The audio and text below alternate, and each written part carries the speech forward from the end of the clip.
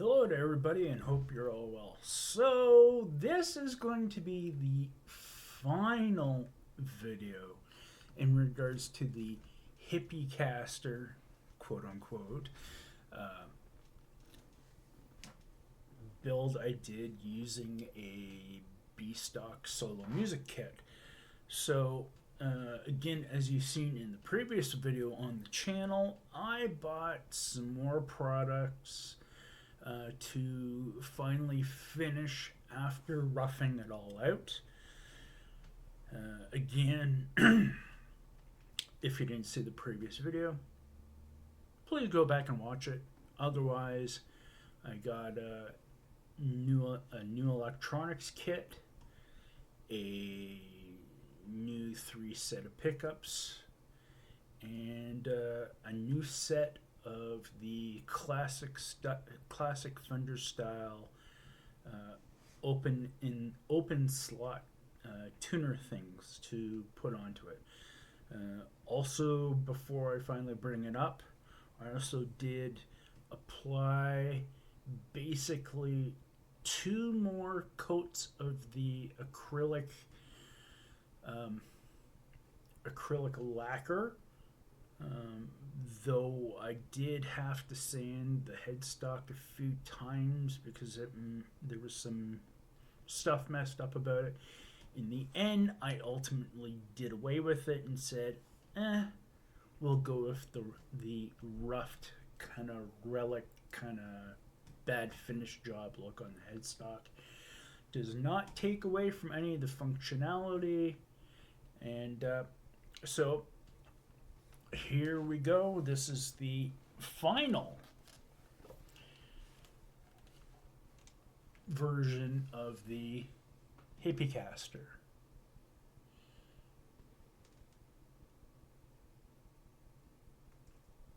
You can see the reverse headstock with the Fender style open tuners. And we'll just flip to the back while we're up here. You can see the holes from the previous tuners there, which are mostly covered up, but everything is installed properly. Back in the neck with, again, I didn't want to make the neck too thick, but I definitely wanted it to be thick enough. And just show that off a bit, show in there a bit, show in that cavity, this cavity.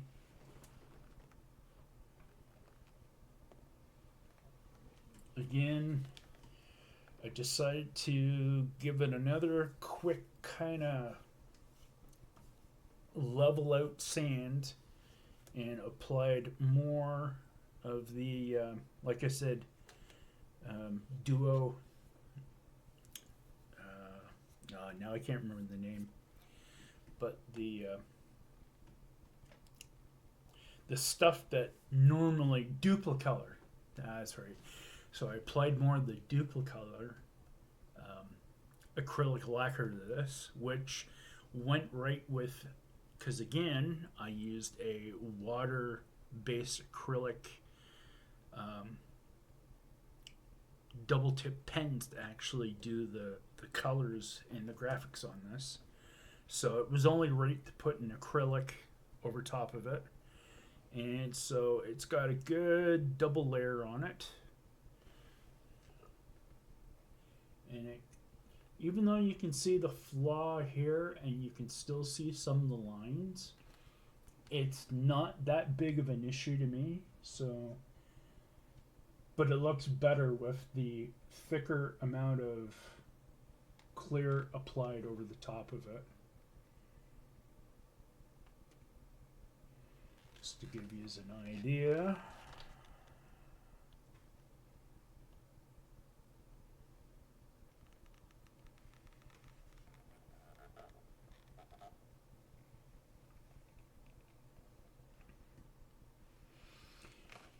And so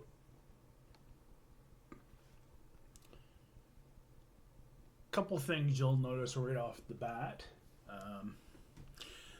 The most obvious one, damn, Terry, there's a hole in your trim guard. Well, of course, because that's where the original right-handed trim is. And as you know, I took the left-handed Fender tremolo, and wouldn't you know, it went on perfectly after I routed out a little bit more room over here with a Dremel, which I did by hand. Another thing you'll notice, this pickguard looks different. And a pickup's the wrong way. That's right, because it's the Hendrix-esque kind of knockoff style trim, or reversed bridge pickup thing. This was originally the pickguard I was going to use to put on another project, but I decided to, after I got most of this processed through, I decided, let's see how it looks on it. And once I pulled off the first level of plastic on it, it was like, okay, actually this doesn't look too bad now. So that was the one thing. The electrical kit that I got, as I showed in the previous video, came, which is awesome. I mean, you're paying for it. And I mean, there should be more kits out there that offer you the option of going a pure white tip, a black tip, or a cream colored tip like this is. Again, when it comes to the guitar knobs, again, I painted them using the water-based acrylic pens, used the same acrylic lacquer, sprayed over them a few times, didn't have to really rough them up much. So there's that as well too. And these are Alnico V's from Flair or Fleor, and I have to say they're not bad. Cream color, Alnico 5. Still might have to adjust the height of these, but I've put them all set at about 2 millimeter in height. Or not 2 millimeter. Well, actually, yes, it is 2 millimeter. My bad. I used the string tree guide and just simply put the string tree guide card in between the pickup and the screw, and just set each of these pickups individually to the height, to the 2 millimeter height on the card. So I did that across all three at the moment. These have those new strings on it. Again, the classic style tuners. Kind of cleared the fretboard edges a little bit more, so it has kind of a more softer kind of rolled feel. So that's the front. The back is where, again, there is a little bit of difference. So on the back, first up, again, the large fender block didn't exactly fit right. You can see it through there, and also if I tip it that way, you can see it partially in there as well. So for me to be able to put the trim cavity plate on, and one of the things that I discovered when I grounded it and I didn't have it on, when I had it against me, it was going it was picking up all kinds of static. So I basically, the springs were sticking up too much out of the level of the body. So I took a Dremel or took my Dremel, I should say, and I very carefully started grooving away at where the springs go in, and you can't necessarily see them because they're covered up. But basically, I made enough of a groove down, as well as with a finer tip, straight tip that was about like 2 to 3 millimeters in length, and I just made like little grooves in the block, and now the springs don't hit at all when you use the trim.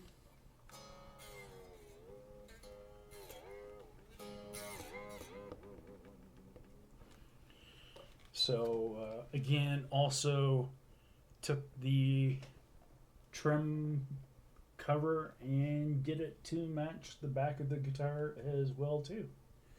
So, and of course, lastly, the strap. While it is not a perfect match to the guitar, it still matches up with some of the colors pretty well and just kind of accents everything total. So there is the Hippycaster in the final form. You'll have to excuse me, but as usual, my videos are sometimes very delayed in me finding the energy or concentration or even remembering to make an upload. But I will upload what these pickups sound like in the near future. With that said, again, thank you to everyone who came along. And before I say thank you, let me just put a final total on what this cost to do. Again, the kit was I think it was 180 Canadian with tax for the B stock strap with reverse headstock kit. Pick guard I think cost me $20 back in the day. The new electronics kit cost me $50. The pickups cost me $38.